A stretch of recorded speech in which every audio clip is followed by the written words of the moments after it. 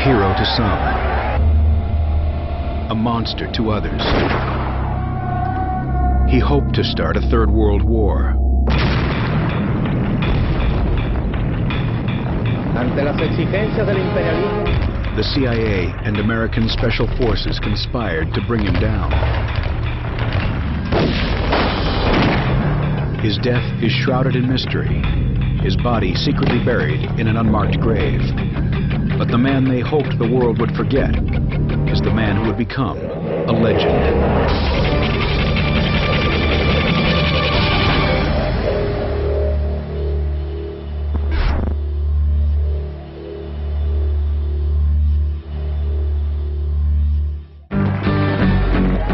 He's a man lionized by youth and revolutionaries around the world, the face on millions of t-shirts.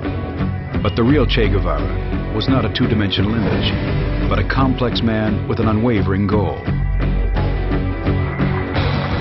Che described being a guerrilla as the highest form of humankind, someone who was prepared to sacrifice himself for an ideal. In his case, it was for the cause of Marxism-Leninism, the solution to mankind's ills, and the only way to turn around the world order from one dominated by Yankee capitalism. In author John Lee Anderson's best-selling biography, Che Guevara, A Revolutionary Life, he explores the man behind the myth.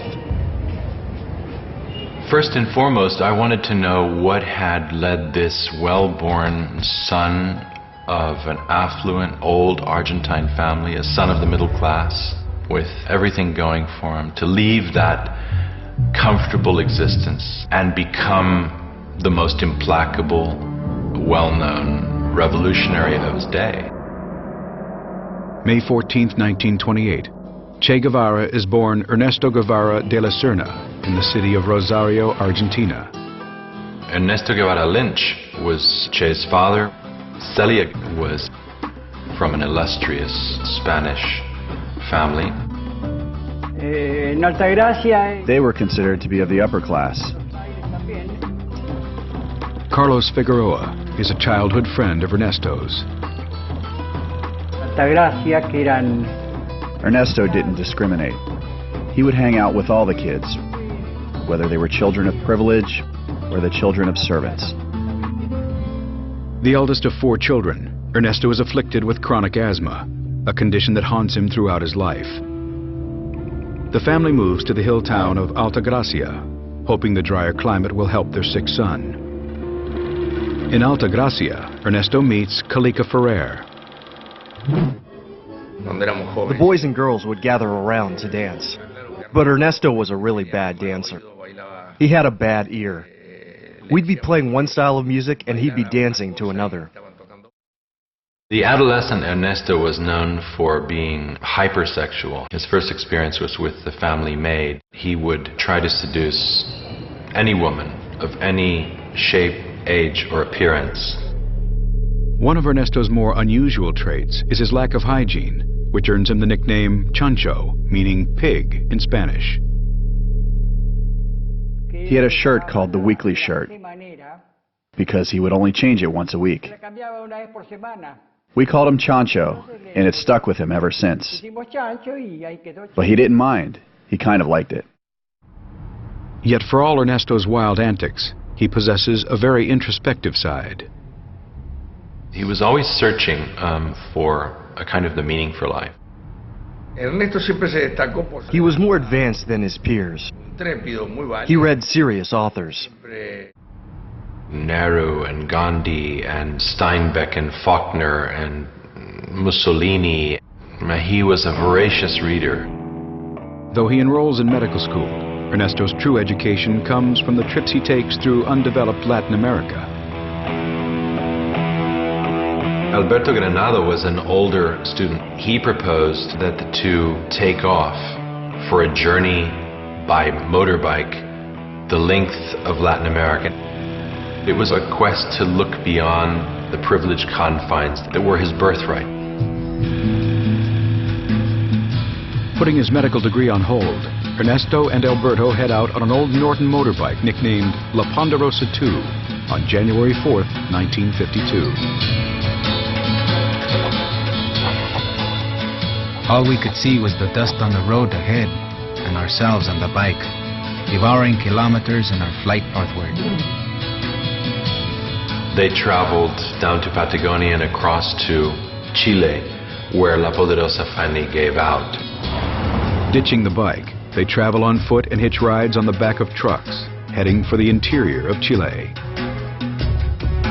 They traveled up to see the world's greatest open-pit copper mine, Chuquicamata, which loomed large in the imaginations of Latin Americans at the time because it was U.S. owned and run.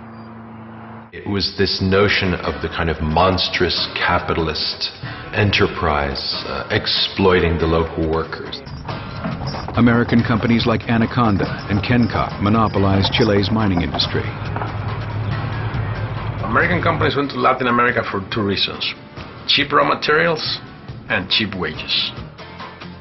To a young nationalist and a young idealist of the early 1950s, it would be very hard to look upon U.S. policies as practiced in Latin America kindly.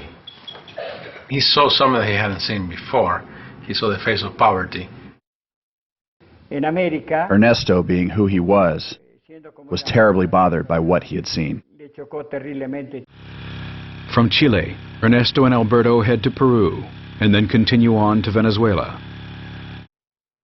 After 7 months on the road, Alberto decides to stay in Venezuela, while Ernesto returns home to Buenos Aires to complete his last year at medical school with a new social conscience. All this wandering around, or America with a capital A, has changed me more than I thought.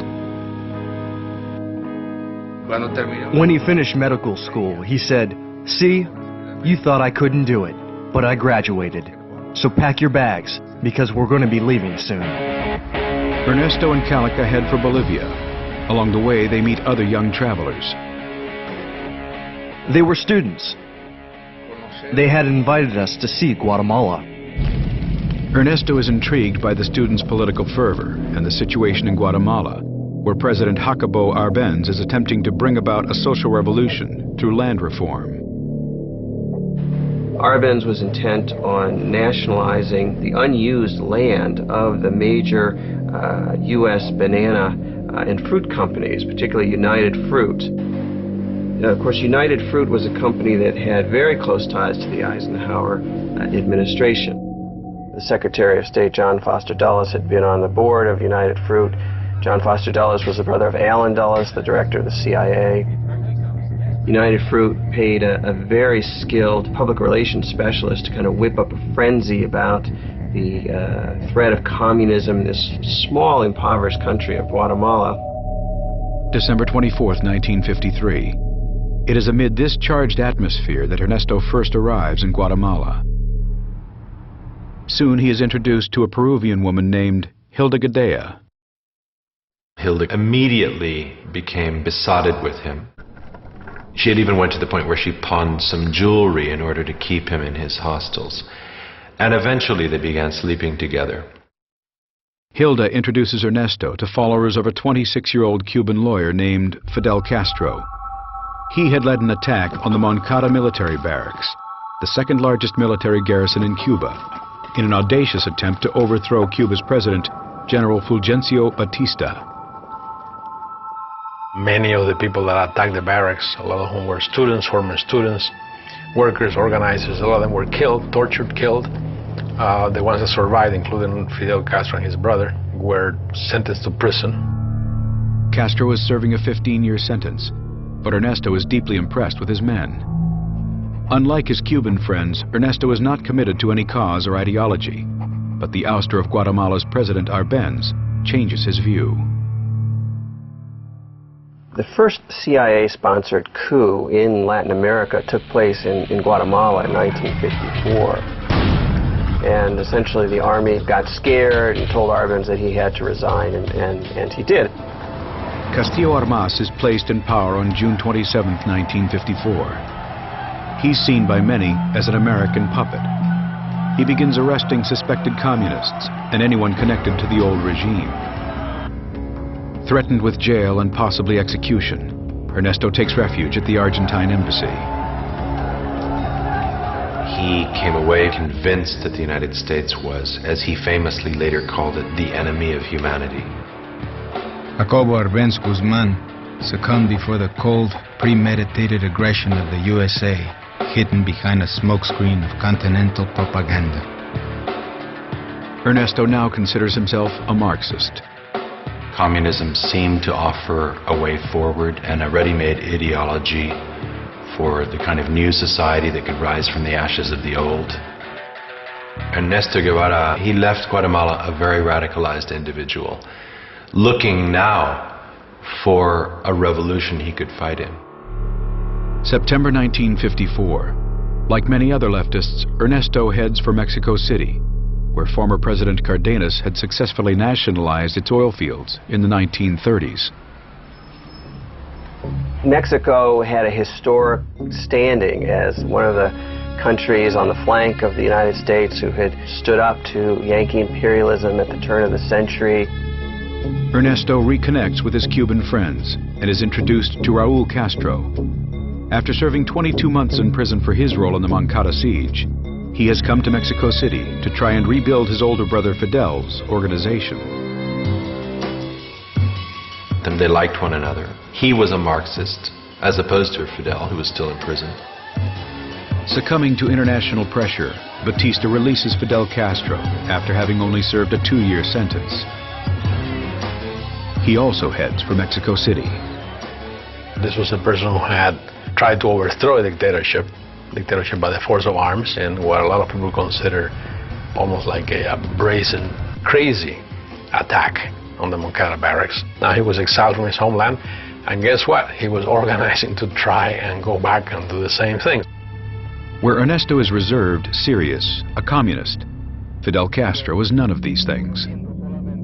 He'd gotten into the rough and ready politics of his day and had positioned himself as a patriot and nationalist. He was not yet a Marxist-Leninist. August 1955. Eager to meet the man who had stirred such passion in his followers, Ernesto asks Raul to arrange a meeting. The meeting lasts all night. Political occurrences having met Fidel Castro, a Cuban revolutionary, a young man, intelligent, very sure of himself, and of extraordinary audacity. I think there is a mutual sympathy between us. They share many of the same ambitions and the same nemesis, the United States. Ernesto is invited to join the July 26th movement, named after the date of the Moncada siege. The only non-Cuban in the group, he signs on as troop doctor and is given the nickname Che. Argentines say Che when they talk to one another. It's an old term meaning, hey, you. And so they began calling him Che. Hilda had been left behind in Guatemala. She now joins Che. Hilda announced that she was pregnant, which came as a bit of a blow. But curiously, he decided to do the right thing, and he married her. Soon after the birth of his daughter Hildita, Che pours all his energy into the movement and the big push for Cuba. Almost immediately, he was off for long periods of time in a ranch outside Mexico City, where they trained militarily. He turned out to be one of the best shots in the group. But word soon gets out, and Che, along with Fidel Castro and most of the July 26 movement members in the city, are arrested and detained. They're in jail for a month. Upon their release, the movement goes underground. Fidel Castro continues with his plans of overthrowing Batista and purchases a beat-up old boat for $15,000, appropriately named the Grandma, to take his small army of 82 from Mexico to Cuba. They anticipate a 5-day journey. Che writes a letter to his mother informing her of his actions. Hilda is to mail it if he should die in battle. In essence, saying his last goodbyes to Hilda and his young daughter, that if he survived, he would see them again. But, the revolution called. 2 a.m. on the morning of November 25, 1955. 82 men board the Granma. With our lights extinguished, we left the port of Tuxpan amid an infernal mess of men and all sorts of material. Fidel's words began to take on reality. In 1956, we shall be free or we shall be martyrs. His cause was revolution in Latin America. The next objective was Cuba, to liberate Cuba. And he had ceased to call himself Ernesto Guevara. He had become Che.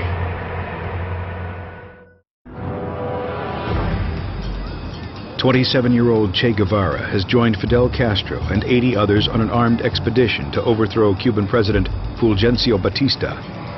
On November 25, 1955, the small army boards an old boat named the Granma and heads for Havana. 90 miles off the Florida coast, the island of Cuba is enjoying benefits from its booming tourist industry. Havana was the whorehouse of the Caribbean. It was a place where Americans went on dirty weekends. There were live sex shows, showgirls. It was full of prostitutes, drugs. It was a kind of carnival atmosphere to which a lot of American tourists flocked. And there were some very positive aspects of it, but there was another Cuba, and the other Cuba was a Cuba that was basically run militarily by dictatorship. Although the Eisenhower administration supports Batista, most Cubans consider him a ruthless dictator. Fulgencio Batista was as much of a thug as ever governed a Latin American country. He was somebody who was considered beholden to U.S.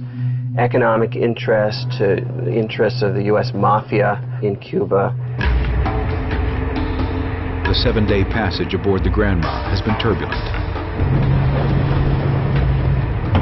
The entire boat took on an aspect both ridiculous and tragic. Men with anguished faces, holding their stomachs, some with their heads in pockets, others lying in the strangest positions, immobile, their clothing soiled with vomit. It was an unmitigated disaster. They lost their bearings, they lost a man overboard, later saved him. When they eventually reached the coast of Cuba, they landed in the wrong place. They arrive in Cuba 2 days late and in broad daylight. As the old boat approaches Las Coloradas beach, they hit a sandbar. Foundered and had to stumble ashore into a marsh. Before the troops have a chance to regroup, Batista's Air Force attacks and sends Che and the rest of Fidel Castro's men fleeing.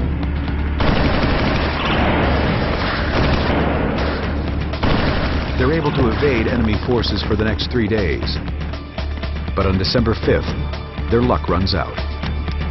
In a matter of seconds, a hurricane of bullets.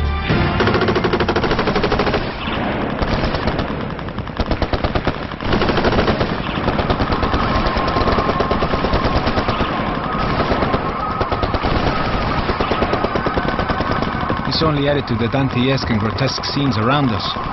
A stout guerrillero trying to hide behind a single stalk of sugarcane, and another, without really knowing why, crying out for silence in the midst of a tremendous uproar. More than 2/3 were massacred immediately. Che was wounded in the neck. He had to make a split-second choice between taking with him his rifle and ammunition or the first aid kit.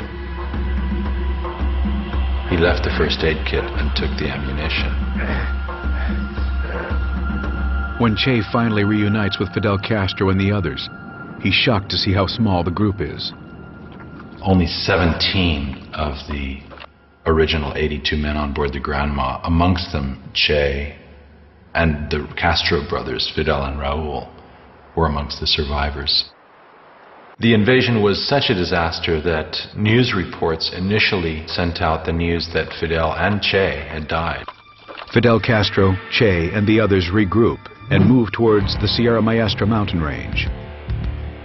The Sierra Maestra was the mountain range nearest the coast where they landed and where Fidel planned to base his guerrilla movement. The Sierra Maestra is home to renegades, smugglers, and a hardy peasant population. Neither were I or the other farmers in the area aware that there was a revolutionary movement taking place. It took us by surprise. I knew nothing about politics. 16-year-old Dario Ramirez, nicknamed Benigno, works on his father's farm in the Sierra Maestra. They arrived at my home to ask for food, and we gave them some. But I didn't help them because I sympathized with them. I helped them out of fear of repression. The strangers in the mountains are viewed with suspicion. Who are these bearded, smelly strangers with guns, making a noisome intrusion into their lives? Fidel Castro tries to convince the peasants to side with him and his men. He decided to impress upon the peasants that he would bring about an agrarian reform. And he did that by basically stealing a bunch of cows from landowners and liberating them and handing them over to the area's peasants. That was a fairly popular move. Castro decides it's time to make the rebel presence felt and plans for an attack on an army outpost in the area. Che is heading for his first battle. On January 22, 1957, the rebels stage an ambush on an army patrol.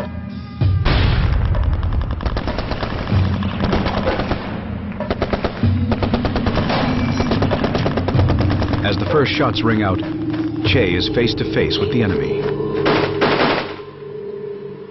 He shot him when he saw him drop, and he seemed to be gauging his own reactions to see how he felt about it. And he felt fine. He felt fine. The small group is now faced with having to execute one of their own. The traitor, a man called Eutimio Guerra, one of their first collaborators, was discovered to be a spy. Fidel sentenced this man to death. No one ever said who had executed Eutimio Guerra, but in Che's personal diary, it emerged that he had, and he described it in vivid detail. Taking the man's possessions from him, exchanging words from him, and then Che stepping up to his side. There was a thunderstorm breaking just then, and placing a revolver at his temple and blowing his brains out, the .25 caliber revolver. Che inspected the entry and exit wound, very much the doctor writing down that he had slept fine with what he had done. From that moment on, Che changed. War is harsh, and at a time when the enemy was intensifying its aggressiveness, one could not tolerate even the suspicion of treason. I don't know the final tally of execution victims of Che Guevara, but it was certainly dozens.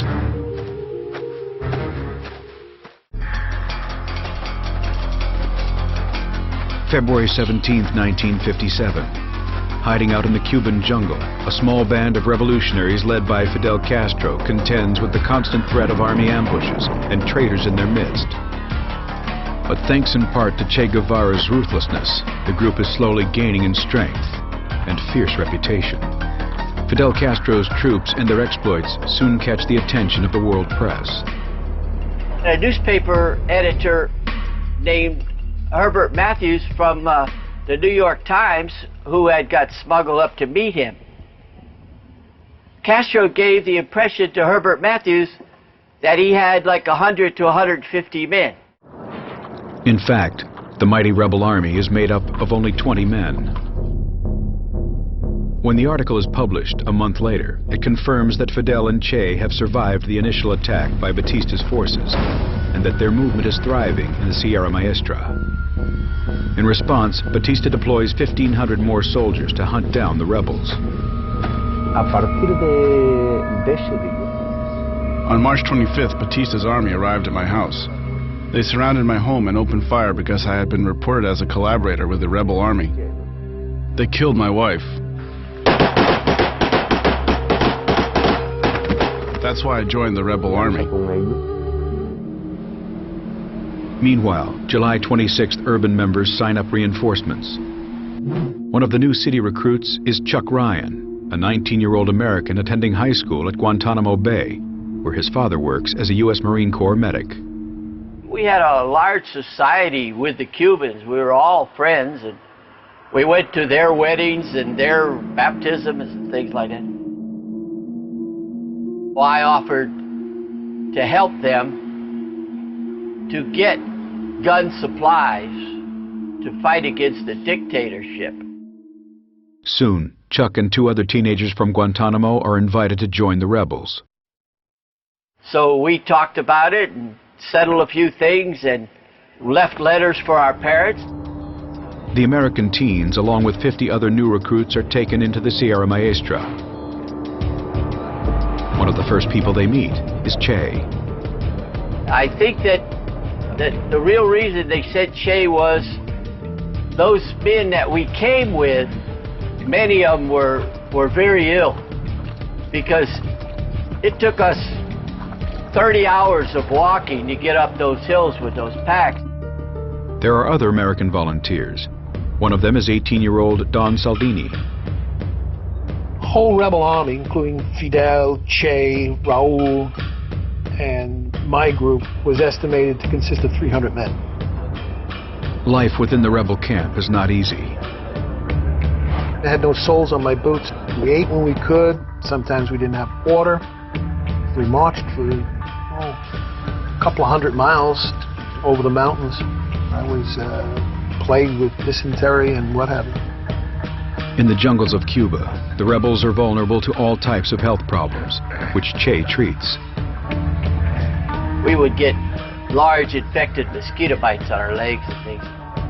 And he would come over and take the scabs off and put sulfa powder on there. Men were pretty scared of being treated by him. They called him Doctor Sacamuelas, tooth puller. He was pretty rough. He was not known for his delicacy. Along with his doctor's duties, Che proves himself repeatedly on the battlefield.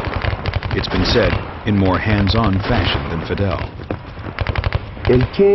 Che was a true model in front of us. While Fidel looked for a place of refuge to hide himself, Che was bare-chested. He always rushed to the front lines during battles. His willingness to confront death, to take life, to risk his own life, came together to form a charisma that was highly unusual and which gave him an almost legendary reputation. And he emerged as a man which others feared and also respected and admired. Seeing how well Che conducts himself in battle, Fidel promotes him to commandant on July 12, 1957, and gives him his first military command of 75 men, known as Column Number 4. The vanity which we all have in us made me the proudest man in the world that day. There were those who fell under his leadership and charisma, and particularly very young boys, you have to call them, 15, 16-year-olds. Some of them were runaways who became his disciples, and they became known as Los Cachorros del Che, Che's cubs. He was everything to them, an older brother, a father, a guerrilla leader, an instructor. Very much the ideologue. He gave them literacy lessons. He wanted them to read and write. Others do their best not to attract his attention. He could punish someone for 3 to 6 days without food for something minor. This character and furious discipline of his makes me believe it was fear that we had of him. We feared that he would impose upon us a punishment. By October, Che has a new base in La Mesa. With this freedom, Che starts to organize the area, starting an armory, bakery, butcher shop, and even a newspaper called El Cubano Libre. By February 1958, they are broadcasting messages on their own radio station, Radio Rebelde. Not all the guerrillas know they are fighting a communist revolution. If Fidel had told us that it was a communist movement, all of the recruits would have abandoned him, for sure. There was a lot of concern about Castro's power and rhetoric and who he was. He was a bit of a mystery at that time. The CIA and the U.S. military continued to give Batista weapons. The Sierra Maestra swarms with Batista's troops, yet the rebels maintain the upper hand, having gained enormous support from the local population. Batista's army was on the ropes, and it was to Che that Fidel looked to take the war to the north. After 18 months in the Sierras, it's time to expand the war to the other parts of Cuba. Che Guevara and his column marched 370 miles to Las Villas province, strategically positioned near Santa Clara, Cuba's fourth largest city, just 4 hours from Havana. In late 1958 that he met Aleida March. She was a supporter of the July 26 movement. Aleida had smuggled weapons and messages from the cities to Che's camp. But on one such mission, her cover is blown. She ended up staying in the mountains and joining Che. And in the course of the coming weeks, as they left the Escambray to do battle against Batista's army in the towns around Santa Clara, they became lovers. Meanwhile, the guerrilla war intensifies.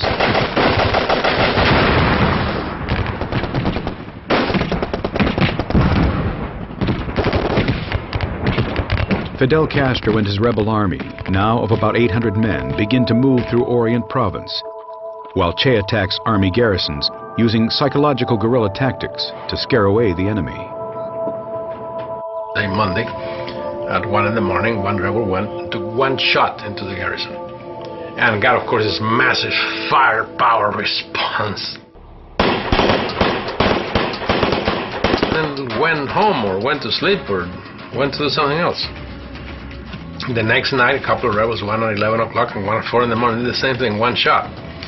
By the third night, that garrison was always up and not sleeping.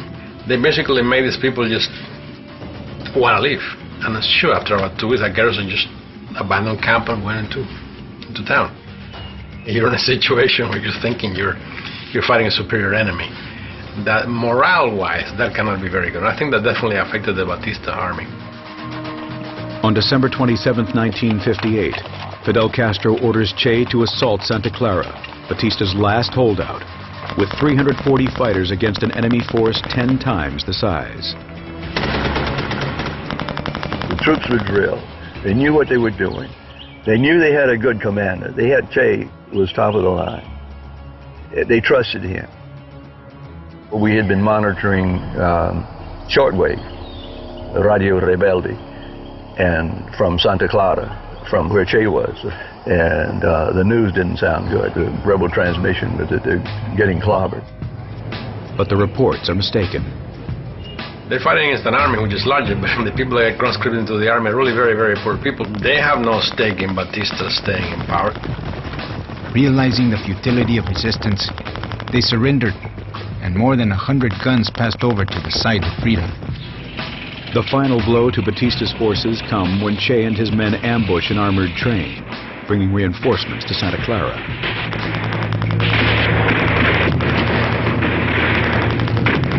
On December 31st, 1958, Batista fled Havana with his entourage and several millions of dollars in cash. As news of Batista's departure spreads, troops begin to surrender. Fidel ordered Che to march on Havana from Santa Clara, while he himself made a more leisurely victory parade the length of the island.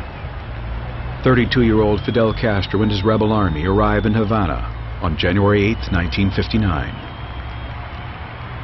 Today, all eyes, those of the powerful oppressors and those of the hopeful, are fixed on us. Che's dream is for a united socialist Latin America, a new world order that will not sit well with the United States. To attain it, Che will spread revolution across the continent. But first, more blood will be shed.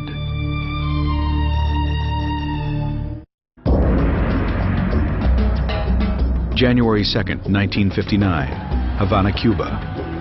After a 2-year hit-and-run war against the forces of Cuban President Fulgencio Batista, a guerrilla force led by Fidel Castro and Che Guevara has now gained control over Cuba. In Havana, it will be Che's job to keep the new revolutionary government in power. by targeting and purging any opposition.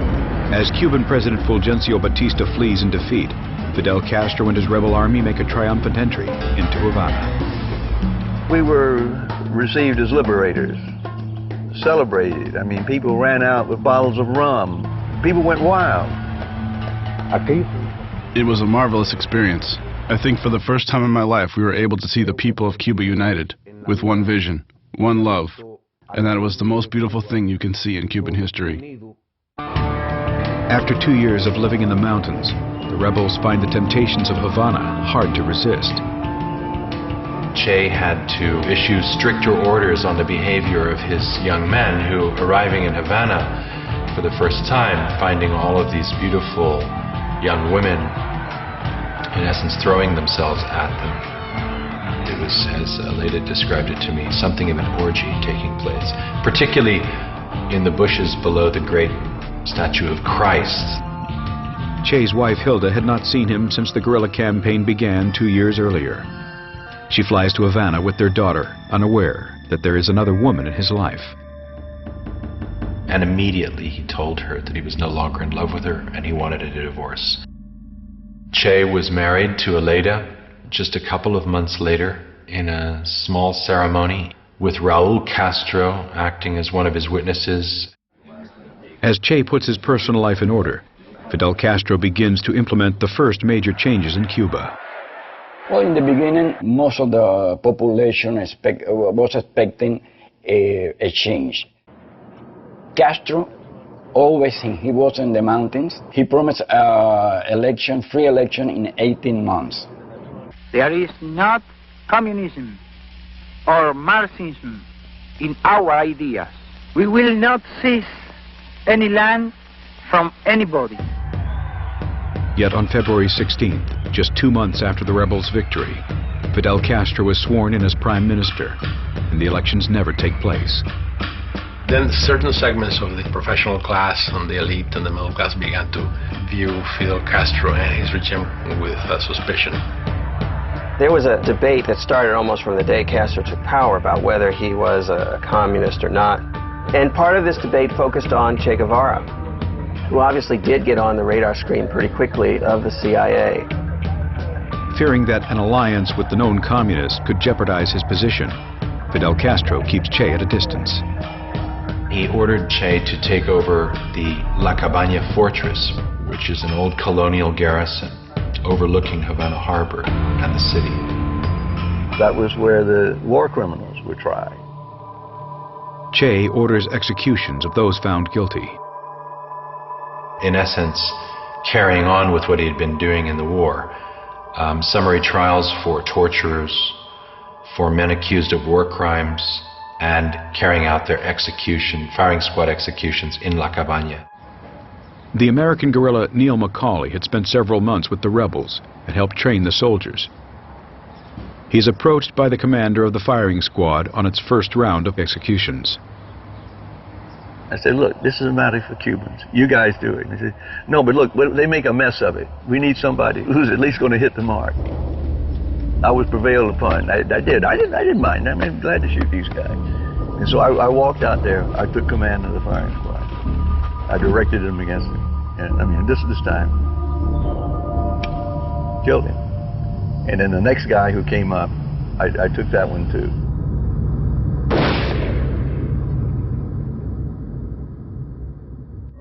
Over the next 18 months, hundreds, some say thousands of people are executed by firing squad. The killings help cement Che's terrifying reputation. Both of them, they are killers, they are murderers.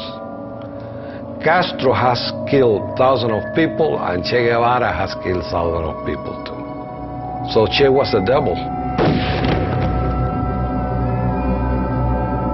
Along with the guilty, some claim that many innocent men are also executed.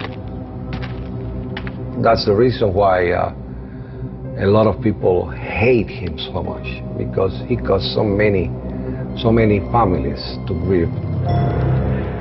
Were innocents killed? Possibly. I don't know of any particularly. What this did, though, is it showed that Fidel meant business. Don't mess with the revolution. Cuba's a dangerous place. As Che continues with the war tribunals, the same questions in the United States regarding the new regime are being asked across the globe by Soviet Premier Nikita Khrushchev. My father asked intelligence, KGB, his political analyst, who are these guys? There was answered that one Central American dictator replaced another Central American dictator. For sure, they're pro-United States and maybe they're agent of CIA. It was no idea that they can be socialism. Realizing he has to appease U.S. concerns, Fidel Castro travels to Washington on April 15, 1959. Military dictator. That is why we are not agree with communism. He met with Vice President Nixon, claimed famously to the American press that he was not a Marxist, denied it, and said he was a democratic humanist. Fidel, at least in those initial months, kept everyone guessing. But behind the scenes, Fidel Castro had already aligned with Cuba's Communist Party. It'll always be an open question whether Fidel became a Marxist himself because of pragmatic opportunity or evolved over time. There is no doubt Fidel Castro was influenced by Che's ideological convictions. Che was vital in being a sounding board and an advisor to Fidel during the key years in the Sierra when he built up his role as the revolutionary strongman and also in turning him leftward. Fidel Castro shares Che's ideology and determination in changing the course of Cuba. Secretly, he had Che and some of his more radical colleagues meeting and privately drafting the outlines of the future communist state of Cuba. The government begins to prepare for Cuba's agrarian reform law, which calls for the seizure of private property. But before the plan is implemented, Che is sent overseas. So to American spies watching Cuba, and even a lot of Cubans, they thought that, Fidel has marginalized Che. He's gotten that radical out of the way. June 12, 1959. Che leaves Cuba to visit Asia, Africa, and Europe, and makes his first contacts with the Soviet Union. He offers them a deal the U.S. had rejected to buy several million tons of Cuban sugar. It was the rule of the Cold War, even that you don't think that these people will be your allies or your friends. But if they're trying to do something negative to your enemy, you have to help them. The Soviets agree to buy what the Americans won't. They need weapons, so Soviet Union started to sell their old Soviet tanks and some fighters, airplanes. The Soviets also supply them with oil, which U.S.-owned refineries in Cuba refuse to process. Che had a public face and a clandestine existence, which was understood and encouraged by Fidel. And rewarded by him. Che is given an important new role in the Cuban government as head of the Industrialization Department and is appointed president of Cuba's National Bank. He showed his disdain for the mercantile world and money by merely signing the Cuban bank bills. Che. To me, it was an insult to the Cuban people when he signed the first currency, and he signed Che Guevara. That was an insult. The capitalist structure of Cuba is coming to an end. Castro, he decreased the standard of living, so instead of making richer everybody, he made poor everybody. Fidel Castro signs an agrarian reform bill, and on May 7, 1959, the first seizures of large agricultural land holdings are made. The people, they start to see the reality, what's coming on. And pretty soon, the Cubans, they start the exodus to Miami. As thousands flee Cuba, Che takes on an even more radical plan. A favorite argument of Che's was that in order for Cuba to become truly politically sovereign, it had to become economically independent of the United States. And the only way to do that was to sever all economic links with the United States.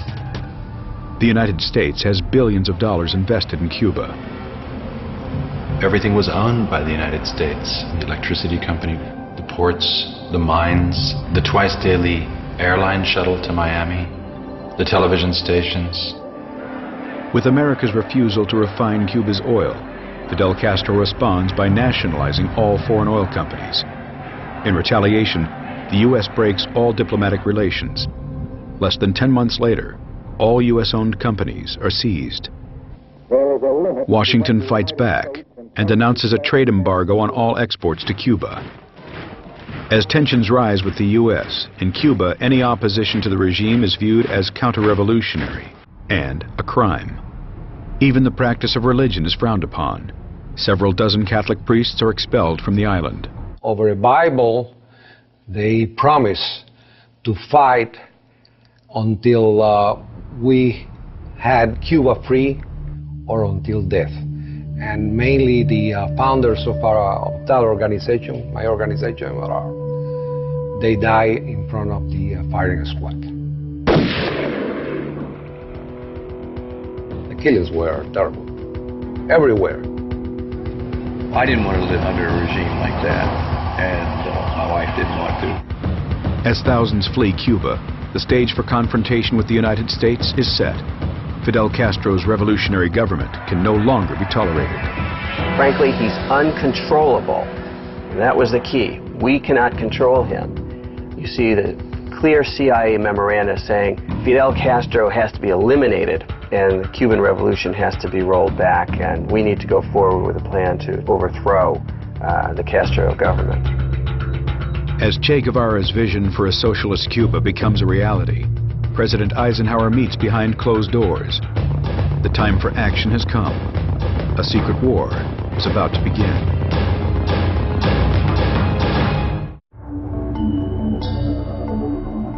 Within a year of Fidel Castro coming to power, the capitalist economy in Cuba has crumbled. Che Guevara is directly involved in seizing land. Foreign interests are nationalized. Thousands of Cubans are leaving. Relations with the U.S. sour, and Cuba sets its sights on the Soviet Union. America takes action.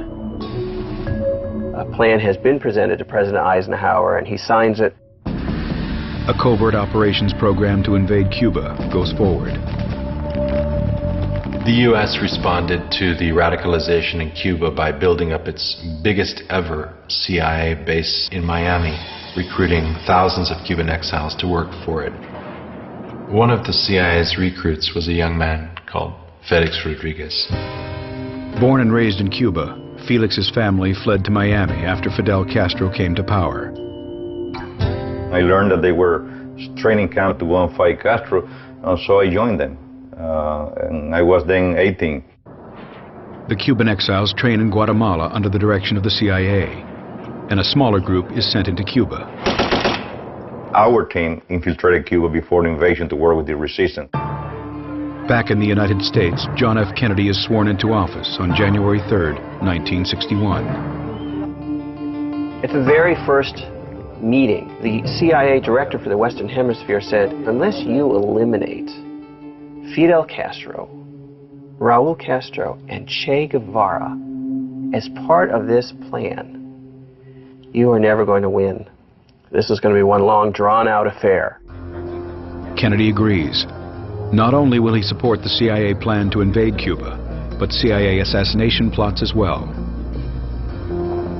So, in August of 1960, a very high CIA official named Richard Bissell authorized the CIA to create poison pills that would then be sent to mafia contacts inside Cuba and somehow put in Fidel's food. Although the assassination attempts are unsuccessful, the plan to invade Cuba begins on April 15, 1961. It was in the course of the fighting that Fidel finally showed his true colors and announced that he was socialist, Marxist-Leninist, that the regime henceforth was going to be allied to the Soviet Union. Fidel Castro gives Che command of Cuba's Western Army, but the invasion comes further south in an area called Playa Girón, the Bay of Pigs. As the 1,500-man Cuban exile army known as Brigade 2506 approached the island on April 17, 1961, their boats are sunk by Castro's Air Force. We was waiting some support, like air support, Navy support, but nothing of that happened. Within 48 hours, this force was largely decimated. Che had been far from the action, but he and Fidel Castro are credited with fighting off the Americans. And they were heroes for everybody, at school, in the universities, on the Soviet leadership. For America's new president, the invasion is a disaster. There was a famous meeting between Che Guevara and a Kennedy aide named Richard Goodwin. The first thing he said to Goodwin was, "Thank you for the Bay of Pigs. It allowed our revolution to consolidate." Before the invasion, we were a somewhat fragmented, young government, but after the revolution, our victory and the kind of nationalist fervor that your invasion caused has allowed us to truly move forward far more stronger than we had been before. It backfired in every conceivable way possible.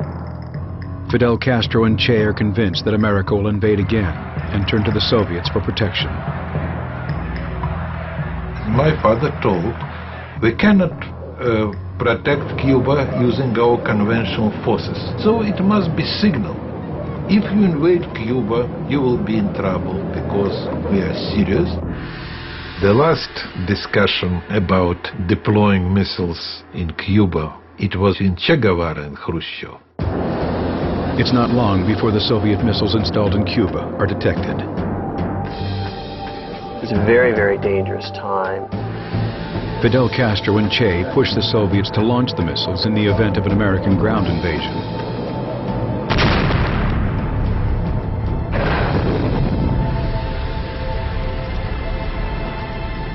Castro was so aggressive that Khrushchev totally cut him out of the loop on these negotiations. Without consulting Castro or Che, Khrushchev makes a deal with Kennedy. American would never invade Cuba. We will take our missiles out. To Fidel Castro and Che, it is an act of absolute betrayal. I mean, it was Che who was the first Cuban official, face-to-face with a Soviet official, to kind of basically read the Soviets the Riot Act. Disillusioned with the Soviets, Che realizes he has to establish other strong left-wing partnerships. He finds what he's looking for in China. You have the extreme revolutionaries, Maoist, and Che Guevara, he belonged to this extreme. Che is impressed by Mao Zedong's plans to take China from an agrarian society to a modern communist one. Che wants to do the same for Cuba. He has an ideal vision of the new socialist man, one who contributes for the greater good, not personal profit. Now, in our Cuba, work is acquiring a new meaning and is done with a new joy. The idea was to create a new man who was willing to sacrifice himself on behalf of others, to build a socialist paradise through hard work and dedication. He very often even slept in his office. And even famous visitors remark finding him there, sometimes asleep on the floor. He instituted a volunteer labor program whereby on his only free day he would go off to cut cane himself. He urges his colleagues to do the same. He became renowned in Havana as a bit of a party pooper. His wife Aleida and their 4 kids are also subjected to his rigid ideology. He was austere and severe at home. He refused to let his wife Aleida have the benefits of his ministry car. She had to take the bus. If she was given a gift by a foreign dignitary, she had to return them. Che also has other more adventurous campaigns in mind. Che wanted to focus much more on international revolution. So he began to revive his hopes of extending the socialist revolution to other parts of Latin America as a way to create breathing space, open up a new lung for Cuba in the hemisphere. He began to be seen increasingly by the Soviets as a kind of dangerous radical who was pro-Chinese. They were critical of him with Fidel. Che realizes the situation in Cuba is getting complicated and starts making plans to leave. Che understood that Fidel was entirely now dependent on the Soviet Union economically, and it was up to him to sally forth and revolutionize the socialist world. To succeed, he will have to confront the Soviets, risk his relationship with Fidel Castro, and put himself on the front lines.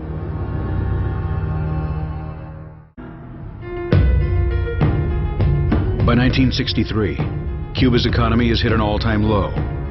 Che Guevara's plans to propel the country forward have failed. His solution is to end Cuba's reliance on the Soviets and spread the revolution around the world. Che became increasingly disenchanted with the way things were shaping up to be in Cuba as a Soviet satellite. August 1964. The Lyndon Johnson administration's attention is diverted from Cuba to Vietnam and the increasing turmoil in Africa.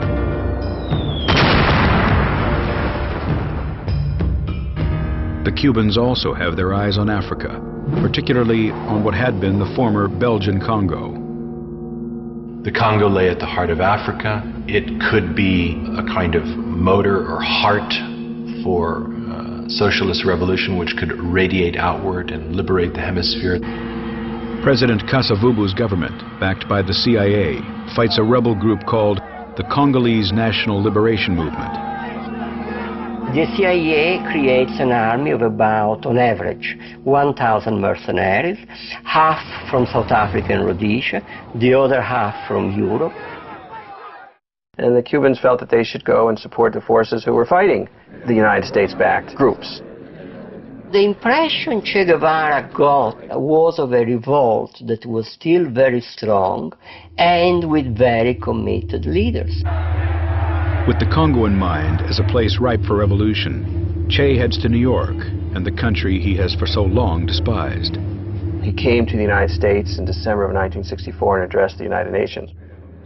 Total de los artefactos termonucleares y apoyamos la celebración de una conferencia de todos los países del mundo para llevar a cabo estas aspiraciones de los pueblos.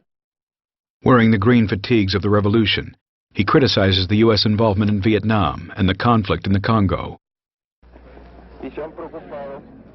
Next, an appearance on Face the Nation. Che continues to the North African city of Algiers, where he makes a speech openly criticizing the Soviet Union. Che, in essence, broke his sword with the Soviets. When he returns to Havana, Che and Fidel Castro have a closed-door meeting. Having blasted the Soviets, who were, after all, the hand that fed Cuba, having bitten them in the hand, Fidel had to say, Che, I think it's time you go. And I think Che said, I think it's time too. Che hopes he can win back favor by leading a successful campaign in the Congo. The mission is to help support and train rebels in guerrilla warfare. Che had Fidel's blessing, and he essentially disappeared from the domestic political map of Cuba. Che and his men arrive on the Congolese shore of Lake Tanganyika on April 24th, 1965. First of all, in the Congo, nothing was prepared. There was no chief. There were no men ready to fight. In the case of the Congolese rebel leader, Laurent Kabila, he actually visited the front himself only once. Kabila arrived in a speedboat with a couple of prostitutes and several bottles of whiskey. Che's own Cubans almost mutinied on him once they saw the kind of men they were fighting alongside. The few men that were there, when we gave them the weapons, they didn't know what they were receiving. They had no knowledge of weapons or ideology. They didn't know anything. Che hopes he can get the rebels into shape and stages a few successful raids, but loses 6 of his own men in the process. Che had not been seen in almost a year. CIA believed that he had died or might have even been killed when he left Cuba. October 3, 1965. Responding to speculation that he had ordered Che's death, Fidel Castro reads a letter Che has written to him. I feel that I have fulfilled the part of my duty that tied me to the Cuban Revolution and its territory. And I say goodbye to you, to the comrades, to your people, who are now mine. I formally resign my positions in the leadership of the party, my post as minister, my rank of commander, and my Cuban citizenship. Nothing legal binds me to Cuba.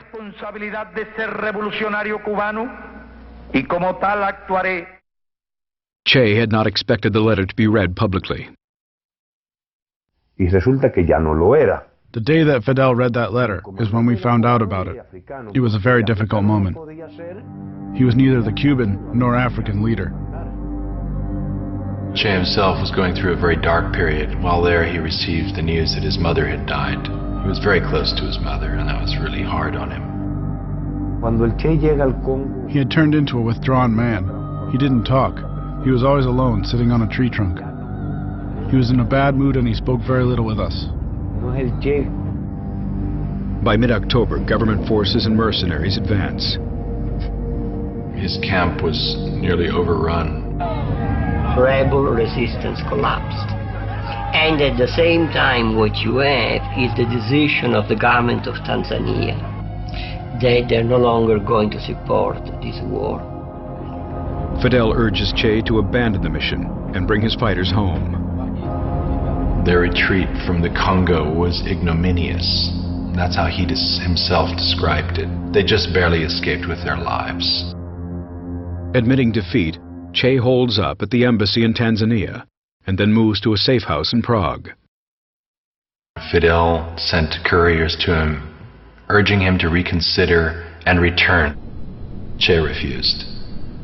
He refused to go back to Cuba after having given his word that he would go off and, if necessary, die to lead other revolutions elsewhere.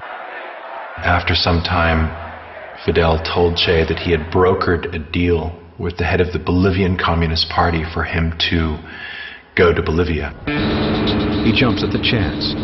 In Bolivia, Che's plan is to train a guerrilla force to start a liberation war that would spread all across the hemisphere.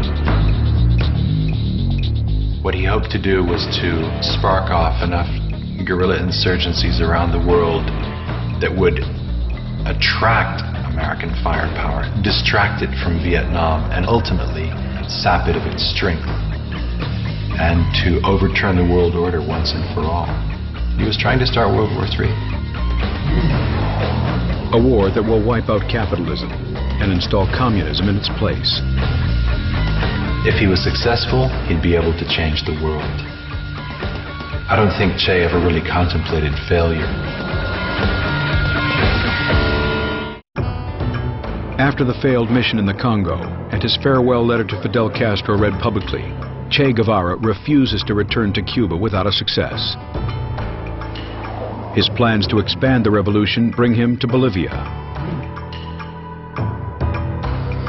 November 1966. Che arrives in La Paz in a convincing disguise. Che had all of his hair plucked out one by one, and an identity was created for him as a traveling salesman, a man in his mid-50s. He makes his way to a base in Nancuazú, where he meets Loyola Guzman and other members of the Bolivian Communist Party. Era militante de la Juventud Comunista de Bolivia.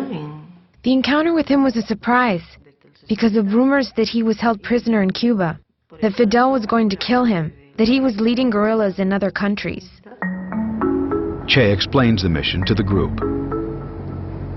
He explained the objective, which was an armed struggle in many Latin American countries, to make one, two, many Vietnams. But soon, Che changes the plans.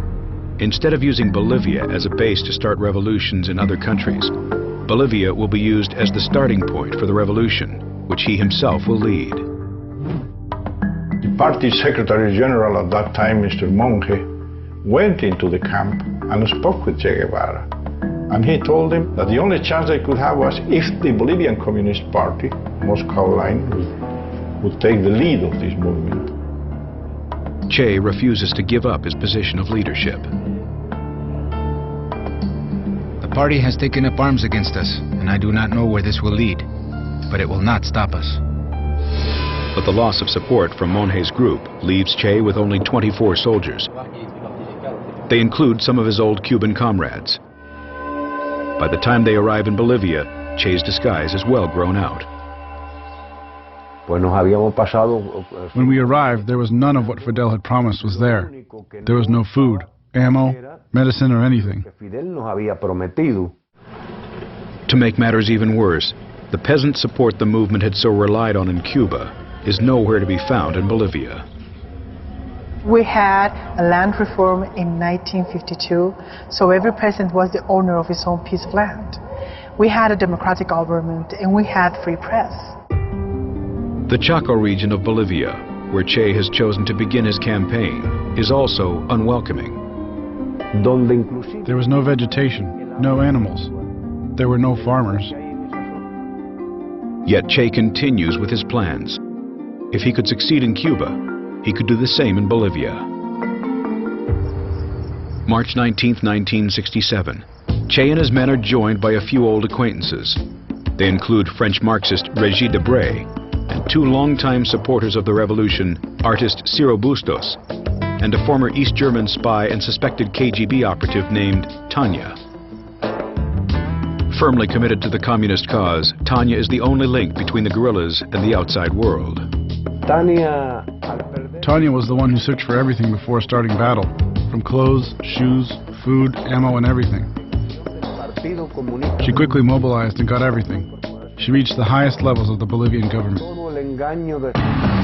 But on one trip to the jungles, her cover is blown.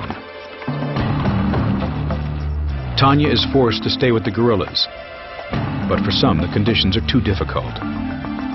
The first informations came from deserters, but that confirmed the information about foreigners in the region, armed and with the intentions of creating a guerrilla force. The army sends a patrol of 40 men into the area. And that patrol was ambushed by the guerrillas.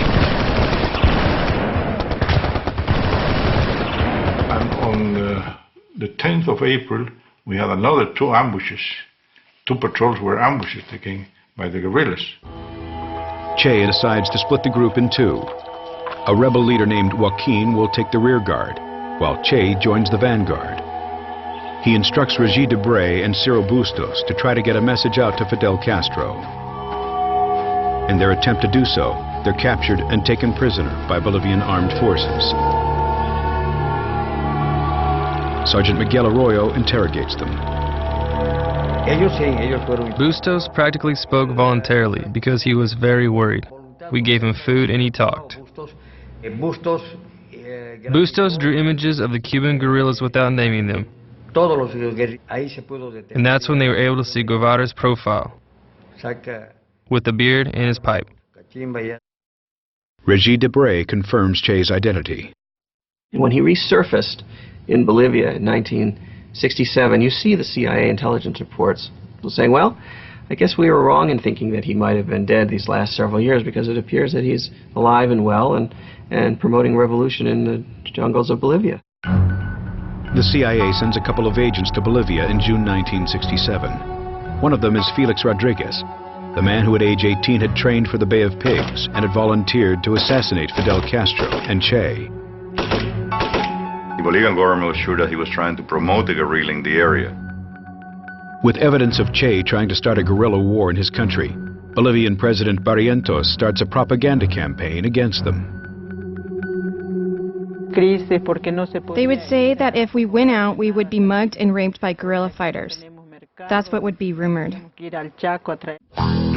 With Che Guevara back on the radar, America begins to gear up to help the Bolivians.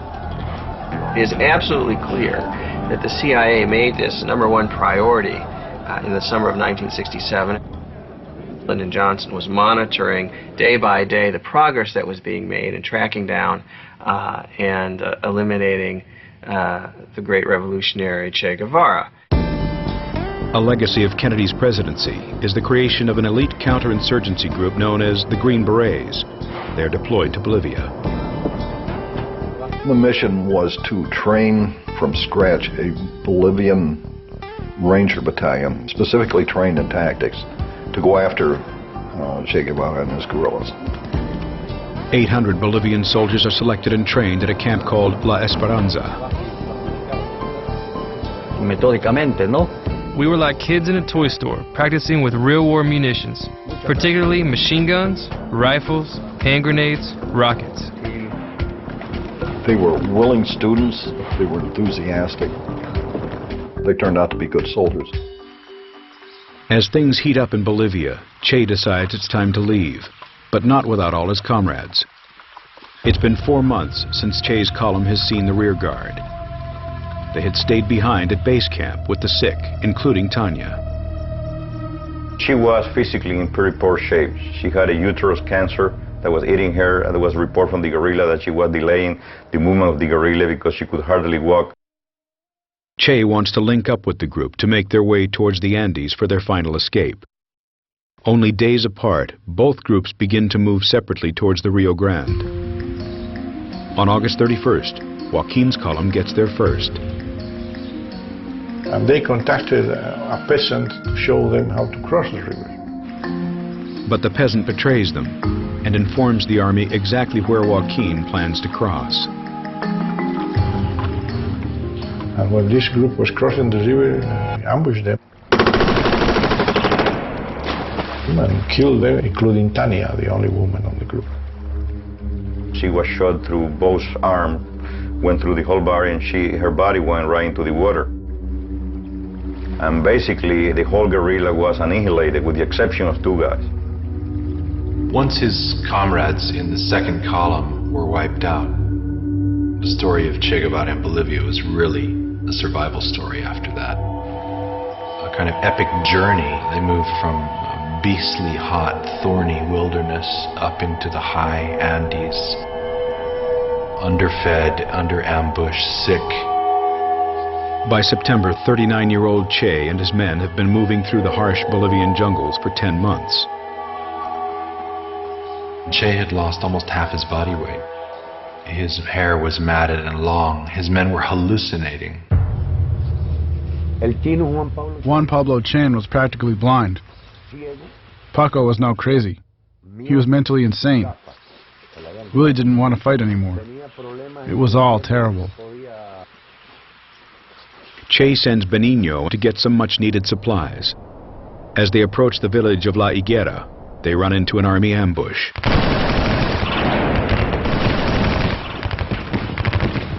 We automatically went from 22 men to 17.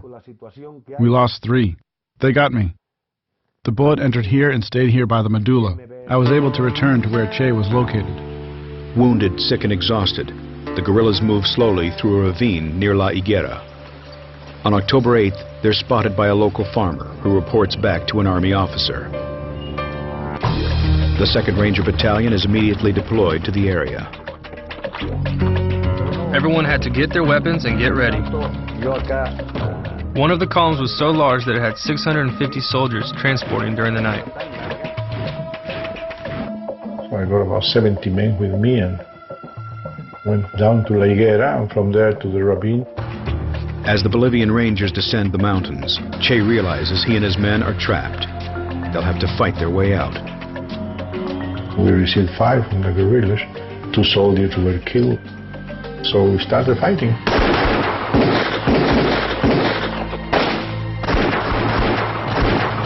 The guerrillas are clearly outnumbered.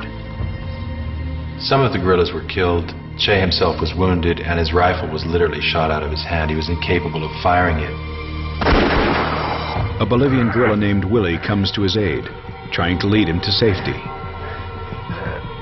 I had 2 soldiers for security about 15 meters up. They had seen these 2 guys trying to get out of the ravine, coming slowly, and they waited. They were right up to them. The two guerrillas have nowhere to run. One thing that caught my attention was he was carrying a small pan with 6 eggs.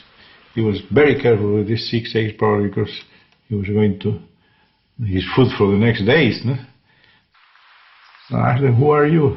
And he said to me, "Look, I am Che, and I'm worth more alive than dead." It has taken an army to catch him, but Che Guevara has finally been caught. The Bolivians are hungry for blood, yet the only ones who can save him are the ones who Che hates the most.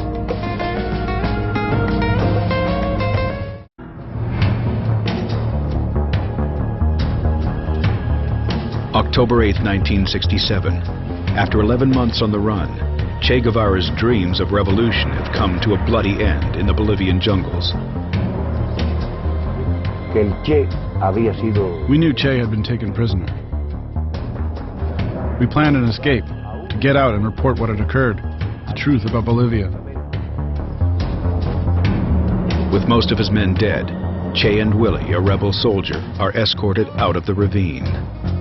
I gave him a soldier to lean on, and he walked all the way. It's an arduous hike. It takes several hours, and they took him to La Higuera, where he was placed in the little mud-walled schoolhouse there. They had put Che in the place where I worked, and they guarded him in a very responsible manner. Curious, local school teacher Julia Cortez asks to see the prisoner in her classroom. He was an extraordinarily handsome man. He wasn't the man depicted to us. Black, ugly, evil. His eyebrows, his nose, his mouth, all of his features were perfect. I then went to my home and brought back a small bowl of soup, which I brought to his cell. No one stopped me from doing so. He drank it with pleasure and thanked me. He said it was worth gold. Captain Gary Prado also speaks to Che. I asked him, "Why didn't you give up a few weeks ago? Why didn't you just disband your guerrilla?" "Where would I go?" he said. And that was his real drama. He had no place to go. Back in Valle Grande, CIA agent Felix Rodriguez and the other Bolivian commanders received the news. That evening we celebrated. I bought a couple of bottles of scotch, and they celebrated. The next day, Felix Rodriguez and Bolivian Colonel Zenteno arrive in La Higuera. As you enter the room here on the left side, he was tied down in the floor, and in front of him was the dead body of 2 Cubans. He has lost. He looks like a beggar.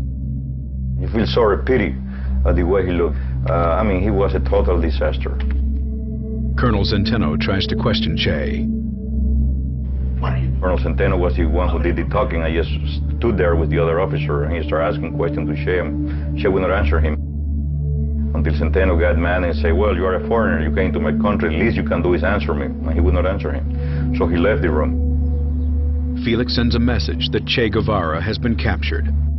The message has to be routed via CIA stations in various South American nations. It will take hours for the message to arrive in Washington. Felix returns to the schoolhouse to see if Che will speak with him. Whenever I tried to touch tactical interest to us, how many people he had with him, where he had come from, he will smile to me and say, "You know, I cannot answer that."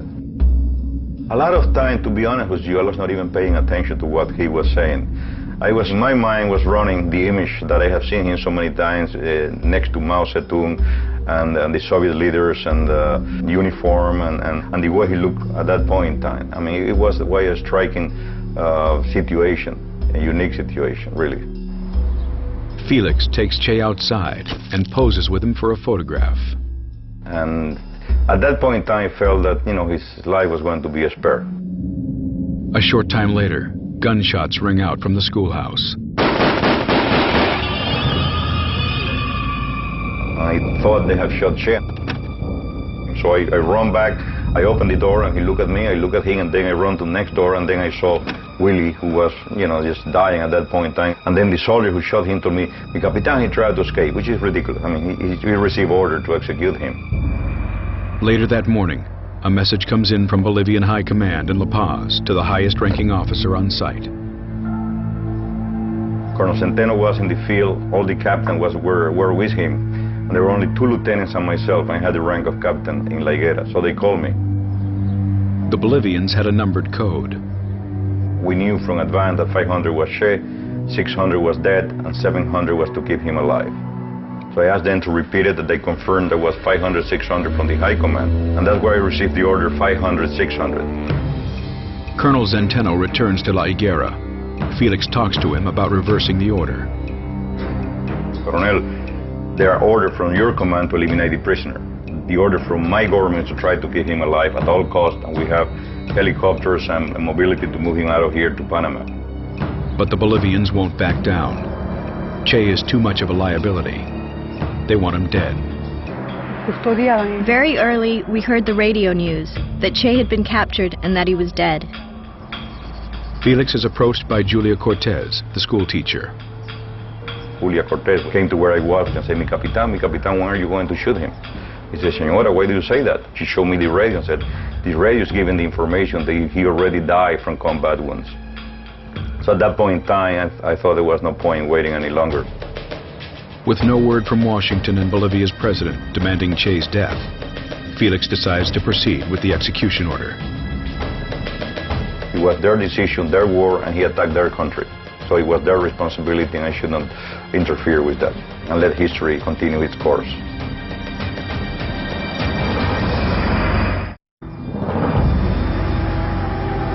Only a day after Che Guevara's capture, the Bolivian government orders his death.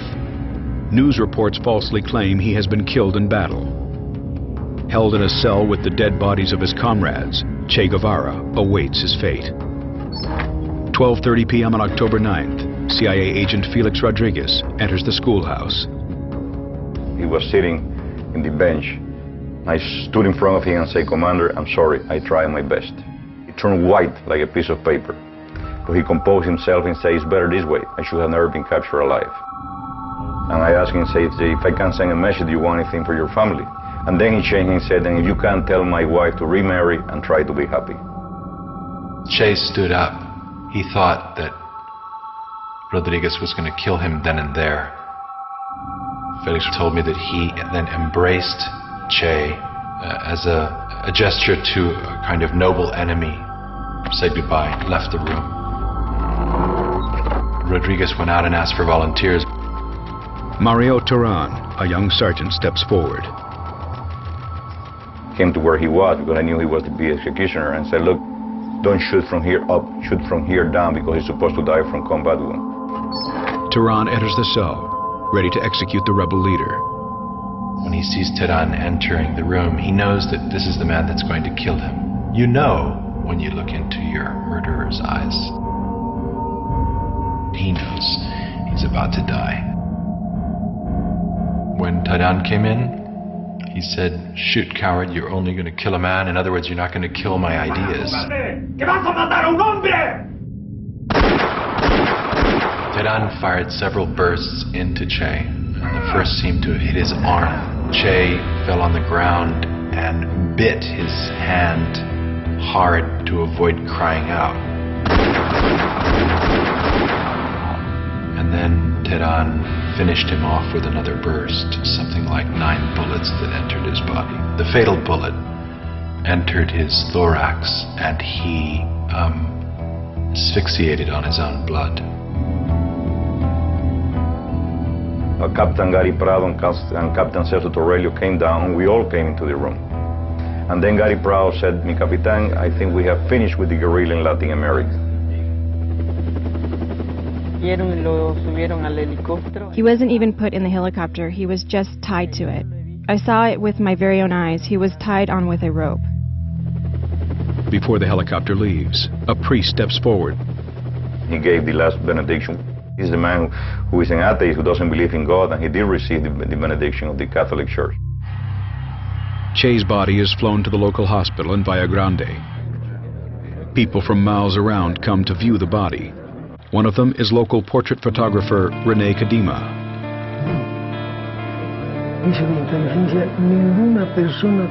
When I went in, there were about 10 soldiers guarding Che. I got on top of the washer to get a good angle, kneeled a bit, and took one of the best pictures circulating the world, I'm told. That evening, Felix meets with the top brass of the Bolivian army. One of the generals is concerned people may not believe this is really the body of Che Guevara. And he said, if Fidel Castro denied that this is Che Guevara, we need really proof of it. And he said, cut his head and put in formaldehyde. He said, you are a head of a state, you cannot present the head of a human being as a proof. So he said, Colonel, cut both hands and put in formaldehyde. So they cut both hands at this level. Che's hands are sent to Cuba as proof that he is dead. It was the next day when Che's body disappeared. Che's body, along with his dead comrades, have been secretly buried in an undisclosed place. It was a combination decision between the Bolivian president, the CIA, and the generals on the ground there. The idea was to deny Che a burial place where his followers would find him and be able to render tribute to him. October 18th, Fidel announces Che's death to the people of Cuba. When I heard that Che had died, I didn't believe it. I didn't think it was possible. Around the world, people demonstrate in protest against his execution. In death, Che's legend grows. His face has come to be the quintessential icon for youthful defiance of the status quo. Che's burial site remains a mystery for 28 years, until author John Lee Anderson uncovers the truth. I had an interview with the retired general, Mario Vargas Salinas, and it occurred to me, almost in passing, just to ask him, so, where's Che's body? Which I knew to be a military secret. And much to my shock, he sat back down and said, well, look, I've been wanting to tell you about that. And he told me. The remains of 7 bodies are found in Valle Grande. And I'll never forget going to this pit, and they just told me under their breath, I said, John Lee, that's him. You're aware that you're looking at a crime scene that an entire state had tried to cover up. And so you feel history just wash over you, and I felt great about revealing that history. Che and the others are finally laid to rest in a tomb in Santa Clara, Cuba, on the 30th anniversary of his death. His beautiful martyrdom helped play out in nurturing and encouraging future generations of revolutionaries in Latin America and elsewhere. Yet Che's only real success as a revolutionary had been in Cuba. The problem is that he failed, and none of the things that he wanted to change have been changed yet. Most of the people that had contact with Che Guevara and helped him in any sort of a way really paid the consequences. From the whole group in Bolivia, only 3 of us survived. 3 of us Cubans. I am in part glad that Che did not live to see all the things that are now going on in Cuba. Because he would die of a heart attack, rage and disgust. Benigno now lives in exile in Paris and is considered a traitor in Cuba. Che is still remembered in Bolivia. Its socialist president, Evo Morales, is a critic of the United States. If we had a Che Guevara today, we would easily be undergoing huge transformations. His principles for life, sovereignty, for Latin America, for the people, it is these principles that we share and take with us as we go forward. Now is when we need a Che. Not so much for the armed force, but for the defense of humanity. Nobody talks about guerrilla warfare anymore today. It's all terrorism. It's not Che Guevara, it's Osama bin Laden and people like him. Che was almost a purist. He didn't agree with terrorism. There were no car bombs in Che's world war. There were no suicide bombers. There was the idea of noble sacrifice. In the end, Che was a paradox, both someone whose social indignation and passion I can empathize with and understand, but someone whose cold logic at times and whose rhetoric, and sometimes whose actions, I found terrifying. Someone whose aspirations were to change the world and who tried but ultimately failed.